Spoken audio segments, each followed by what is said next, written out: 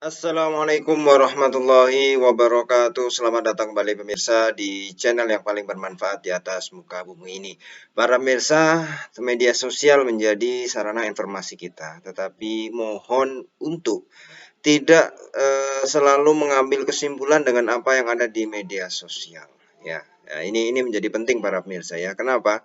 Karena ketika ada dua pihak yang berseteru, kemudian dua-duanya saling menuduh di media sosial, ya, penggiringan opini dan lain sebagainya, ini tentu akan membuat kita kalau tidak bijak ya, gampang menuduh sana, menuduh sini. Ya. Misalnya nih pada yang terjadi pada kasus ya YouTuber ya, yang sering kita lihat juga karena terkenal ya pas di Rusia dia kuliah di sana, kemudian konten-kontennya tentang Rusia, kemudian kembali ke Indonesia dan menikah ya, yaitu siapa? Turah Partayana ya, yang menggugat istrinya menuding kabur bawa 434 juta rupiah ya. Tapi tudingan ini kemudian dibantah oleh istrinya ya, dan dihadiri sidangnya dan mengatakan kepada manajer untuk tidak menggiring opini di dalam media sosial karena ada pengadilan yang sedang berjalan dan dia datang ke pengadilan tersebut dan membuktikan dan sebagainya ya. Jadi kita jangan sampai terbawa arus opini, biarkan pengadilan yang memutuskan bagaimana dan bagaimana ya. Nah ini kalau kita baca beritanya, YouTuber Turah Partayana menggugat istrinya Triana Mahadewi ke Pengadilan Negeri Denpasar. Turah menggugat Triana Mahadewi dengan tuduhan perbuatan melawan hukum ya. Jadi Turah Partayana yang nama aslinya Ida Bagus Ngurah Partayana menggugat Dewa Ayu Komang Triana Mahadewi ya, karena diduga kabur dengan bawa uang lebih dari 400 juta rupiah ya.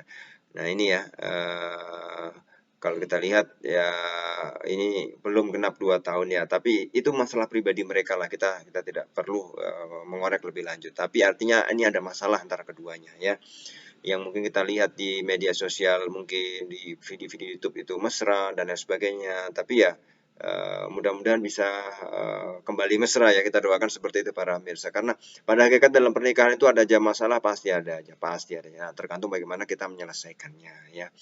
Nah ini ada gugatan dan lain sebagainya. Nah tapi yang kemudian di sini ada selain istrinya, ada juga 6 orang juga tergugat lainnya, namanya panjang-panjang ya. Kita singkat saja 6 orang tersebut ya. Nah, yang kemudian apa namanya? Ini ada apa ya? Ketika manajer Turah ini Jehian ya, ini melakukan komentar atau membuat status ya di media sosial.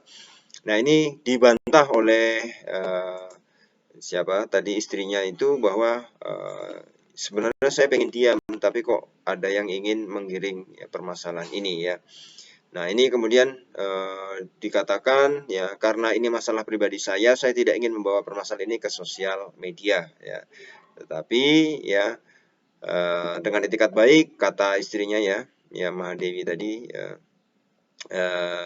Itikat baik saya datang ke pengadilan, jadi tidak perlu mempermasalahkan story saya berada di mana.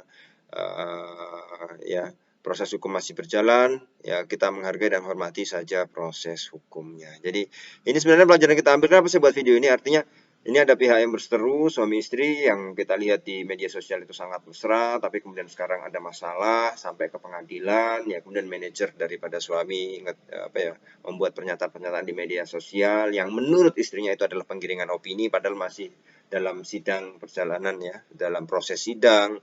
Ya ini kita setidaknya kita bisa mengambil pelajaran ya. Artinya ya sudahlah, itu ada masalah, tapi ya kita ikuti saja nanti endingnya daripada pengadilan itu seperti apa. Karena di media sosial ya bantah-bantahan itu ya wajar saja terjadi, terus kita bingung ini mana yang benar, mana yang ini, kita tidak bisa.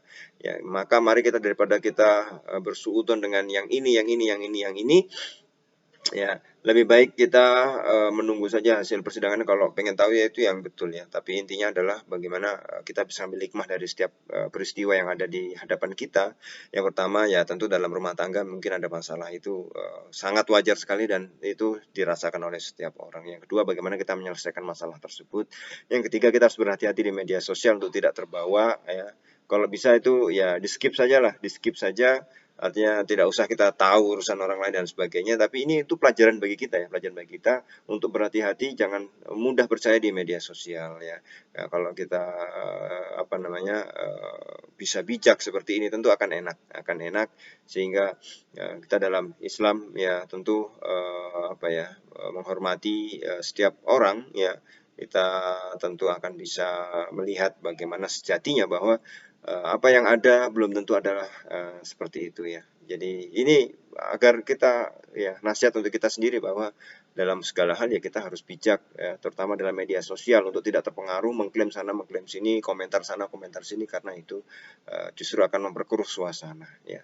Tapi ya kita doakan lah, saya sendiri secara pribadi mendoakan agar Turah dan istrinya kembali ya mesra seperti dulu di video-videonya ya. Isi istrinya nungguin, calon istri waktu itu ya nungguin betul bagaimana Turah kuliah bertahun-tahun di sana di Rusia dengan segala macam rintangannya ya.